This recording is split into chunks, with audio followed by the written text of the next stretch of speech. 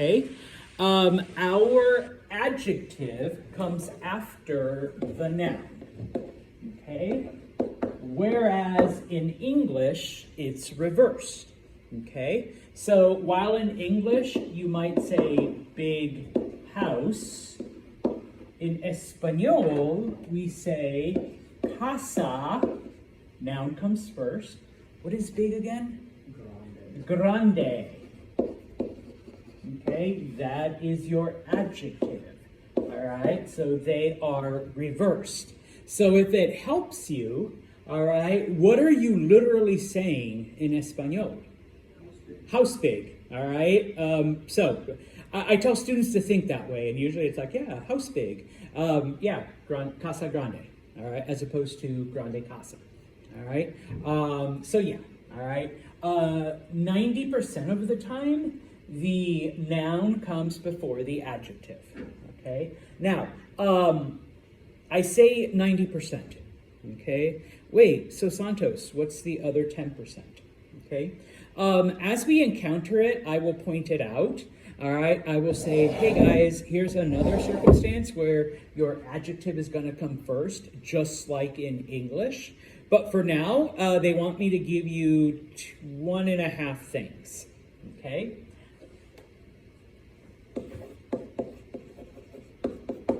Adjectives of quantity.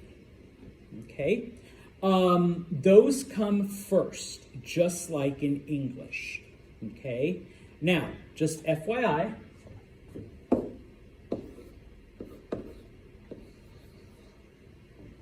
I tried to do the infinity symbol. From 0 to infinity, okay, all numbers are adjectives. Okay, even in English, all right, numbers are adjectives. So if you have 3 books, tres libros, okay, I have had students try to go libros tres. The Santos, you said adjectives come out. Okay, here's the one exception. Adjectives of quantity, which include your numbers. In addition, okay, words that would give a non-specific quantity, the ones that... Does anyone know what muchos means? A lot or much. In this case, because we're using it with nouns, it means a lot. All right, so if you have a lot of books, it's muchos libros. Okay, not libros muchos, because once again, so you said the adjective comes after. No, okay. Adjectives of quantity are the exception. Okay. What is pocos? A few. Okay. It can mean small, but because we're dealing with nouns, it means a few. All right? So, pocos libros. Okay? Now, once again, I am using masculine, all right? But, you know, if I was doing feminine, tables, that's the only thing that comes to mind. Okay, muchas mesas, a lot of tables, or pocas. Mesas. Okay, a few tables. All right. So adjectives of quantity, whether it's numbers, okay, 0 through infinity, all right, or the words much or many or a few. Okay. Now there are a couple of other words that also denote quantity. Like someone told me that todos, and I had to double check, and they're right. Todos means all of them. All right, that's a quantity. All right, although we're not going to use it in Espanol uno, but that one, like, you know, todos los libros, all of the books, okay, type of thing. All right, the next one.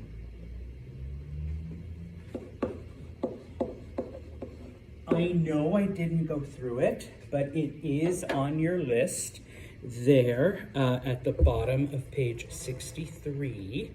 Okay, does anyone already know what bueno means? Good. Okay, it means good. All right. Bueno, and I'll do it in red. Does anyone know what malo means? Bad. Bad. Okay.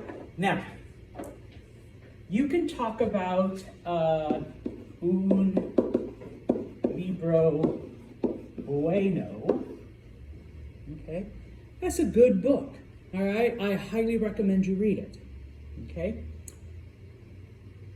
you can actually use bueno ahead of the noun just like in English.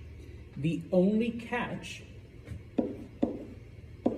is you have to drop the O.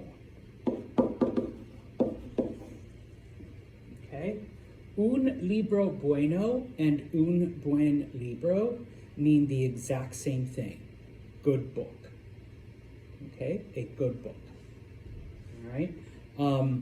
No changes in meaning, no changes in anything. Okay? And of course, let's see.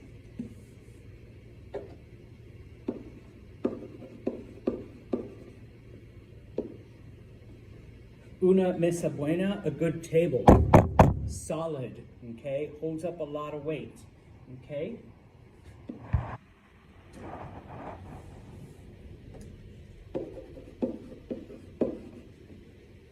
Una buen mesa, okay? Exact same thing, all right? The only thing you can't do is use it in the plural, all right? If you want to say, and I'll go back to my original example, good books, like, oh, all these books here that I'm going to buy, these are all good books. I can't say buenos libros or buenos libros or whatever. You literally have to say libros buenos. You have to go back to noun first, adjective second. Okay.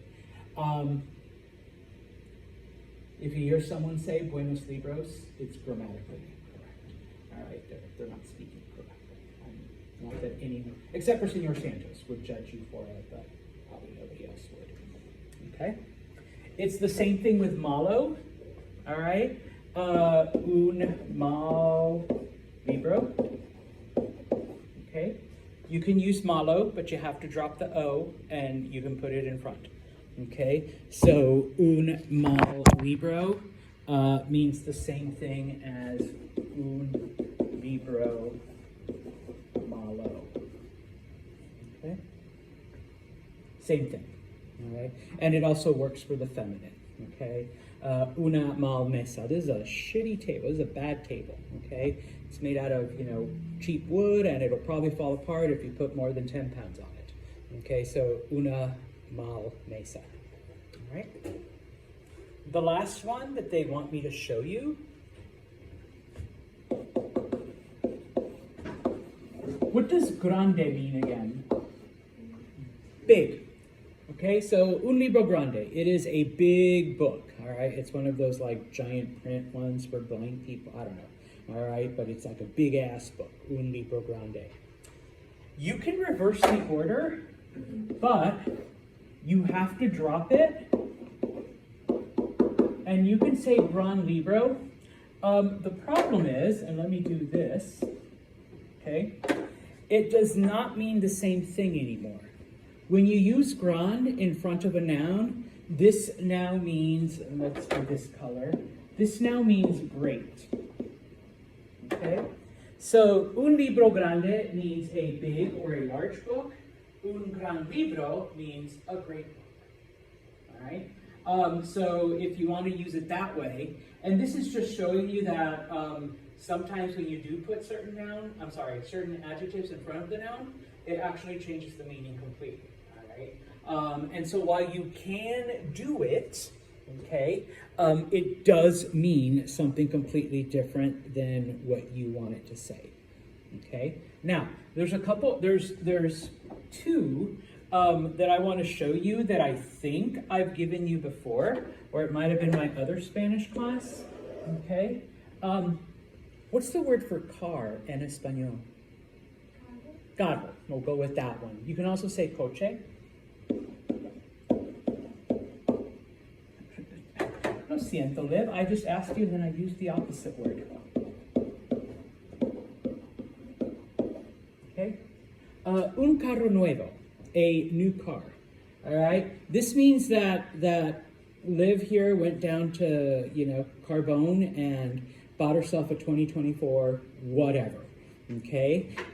Probably a Toyota, a nice big truck, You look like a truck girl.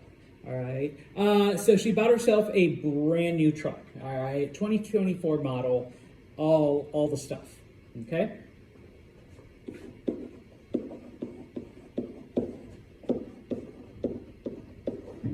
But let's be a bit more realistic. Liv is a college student, and she probably has a lot of responsibilities, working part-time. So un nuevo carro, she goes out and buys herself a 2010 model. All right. She says that sounds more like it, Santos. A 14-year-old car, but it's new to her. Okay. This is fresh off the lot 2024 model. This is new to her, but it's a used car, okay? But for her, it's a new car, all right? Because she just got it today, okay? So un carro nuevo versus un nuevo carro, all right? The other one,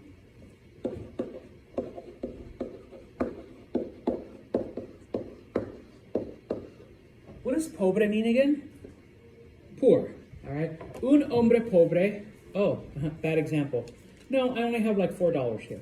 Okay, I got no money. All right, I was gonna say my pockets are empty, but I got $4. Okay, I'm broke. I'm poor. All right, I've got no money.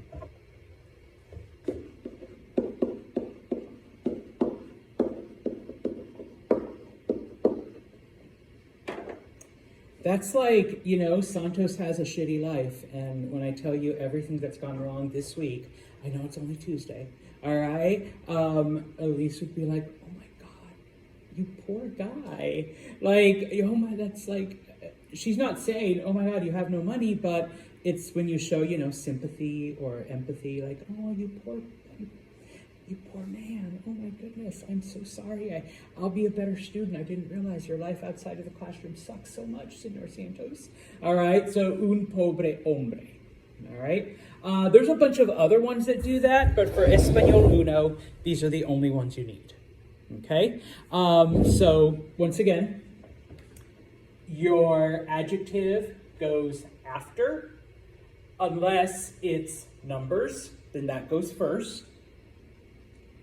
Big, good or bad can come first and does not change the meaning, but other words like grande changes the meaning, pobre changes the meaning, nuevo changes meaning.